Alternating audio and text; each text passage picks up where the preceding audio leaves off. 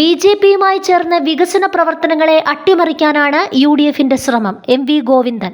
കേരളത്തിൽ കോൺഗ്രസിന്റെ സഹായമില്ലാതെ ബി.ജെ.പിക്ക് ഒരൊറ്റ സീറ്റിലും വിജയിക്കാൻ കഴിയില്ലെന്ന് CPM സംസ്ഥാന സെക്രട്ടറി എം.വി. ഗോവിന്ദൻ മാധ്യമപ്രവർത്തകരോട് സംസാരിക്കുകയായിരുന്നു അദ്ദേഹം.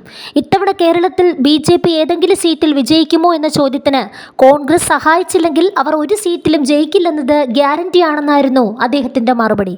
തെരഞ്ഞെടുപ്പിൽ നിലവിൽ കാണുന്ന ചിത്രമല്ല യഥാർത്ഥത്തിലുള്ളത്. പലയിടങ്ങളിലും അടിയൊഴുക്കുണ്ട്. കോൺഗ്രസ് ഏത് തരത്തിലുള്ള നിലപാടാണ് സ്വീകരിക്കുന്നത് എന്നത് നിർണായകമാണ് അദ്ദേഹം ആവർത്തിച്ചു. സംസ്ഥാനത്ത് ഭരണവിരുദ്ധ വികാരമില്ലെന്നും കഴിഞ്ഞ തവണത്തേക്കാൾ മികച്ച വിജയം ഇത്തവണ LDF-നുണ്ടാകുമെന്നും അദ്ദേഹം പറഞ്ഞു. വികസന കാര്യങ്ങളിൽ ചർച്ചയ്ക്കില്ലെന്ന നിലപാടാണ് യു.ഡി.എഫിന്റേതെന്നും എം.വി. ഗോവിന്ദൻ വാർത്താസമ്മേളനത്തിൽ ആരോപിച്ചു. വയനാട് പുനരധിവാസത്തിനായി കോൺഗ്രസ് പ്രത്യേക ആപ്പ് വഴി പിരിച്ചെടുത്ത ഫണ്ട് എവിടെ പോയെന്ന് എം.വി. ഗോവിന്ദൻ ചോദിച്ചു. പ്രതിപക്ഷ നേതാവിന്റെയും KPCC അധ്യക്ഷന്റെയും അക്കൗണ്ടിലാണ് പണം ഉള്ളതെന്നാണ് ആദ്യം പറഞ്ഞത്. എന്നാൽ തെരഞ്ഞെടുപ്പ് സത്യവാങ്മൂലത്തിൽ ഇത് കണ്ടില്ല. 3 ഏക്കർ സ്ഥലത്ത് നിർമ്മാണ പ്രവർത്തനങ്ങൾ നടക്കുന്നുണ്ടെന്ന VD സതീശന്റെ വാദം പച്ചക്കള്ളം. അവിടെ ഇതുവരെ ഒരു അപേക്ഷ പോലും സമർപ്പിച്ചിട്ടില്ല. പണി പൂർത്തിയാകുമ്പോൾ കണക്ക് പറയാമെന്ന പ്രതിപക്ഷ നേതാവിന്റെ മറുപടി പരിഹാസ്യമാണ്.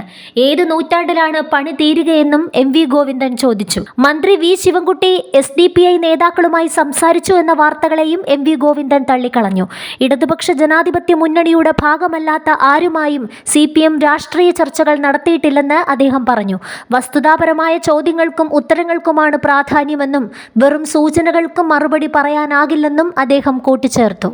ജമാഅത്തെ ഇസ്ലാമിയുടെ വോട്ട് വേണ്ടെന്ന് പറയാൻ പ്രതിപക്ഷ നേതാവിന് ധൈര്യമുണ്ടോ എന്ന് എം.വി. ഗോവിന്ദൻ ചോദിച്ചു.